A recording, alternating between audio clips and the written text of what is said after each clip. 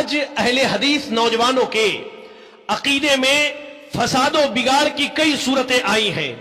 ان میں بالخصوص میں آپ کو اشارہ کرتا چلوں، ایسے غیر منہجی علماء کو سننا یا ایسے غیر منہجی اشخاص کو سننا جو علم پھیلاتے ہیں لیکن سلف کے منہج پر نہیں پھیلاتے ہیں.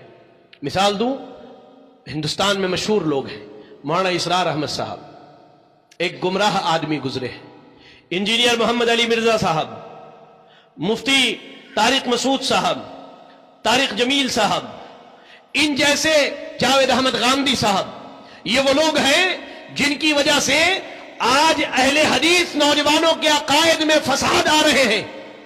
ان کو سنتے سنتے ایک وقت کے بعد نوجوان صحابہ کا گستاخ ہو جاتا ہے، اور صحابہ کے گستاخ کے بارے میں علماء کہتے ہیں کہ وہ زندیق ہے، زندیق ہے، زندیق ہے.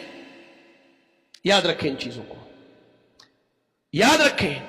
عقیدے میں بگاڑ، عقیدے میں فساد، منہج کی خرابی آپ کو یہاں لے کر کے آئے گی کہ آپ جب مر کے اس دنیا سے جائیں گے تو اللہ رب العالمین آپ سے راضی نہیں ہوگا.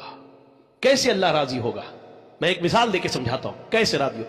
اللہ صحابہ کے بارے میں کہتا ہے، اللہ نے قرآن مجید میں 2 مقام پر فرمایا کہ ایک مقام پر اللہ نے کہا کہ جو لوگ فتح مکہ سے پہلے ایمان لائے اور اللہ کی راہ میں مال خرچ کیا اور جنگیں لڑی، وہ اور فتح مکہ کے بعد ایمان لانے والے برابر نہیں ہیں.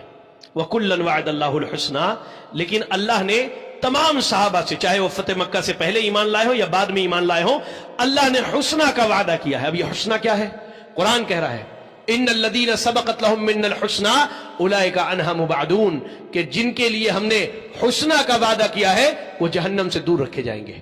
اب اللہ کہہ رہا ہے کہ ہم نے صحابہ سے جنت کا وعدہ کیا ہے، اور ان غیر منہجی لوگوں کو سننے کے بعد ہم کیا کہتے نہیں، اللہ فلاں سے راضی نہیں تھا، اس کا ایمان ٹھیک نہیں تھا، اس کا ایمان درست نہیں تھا.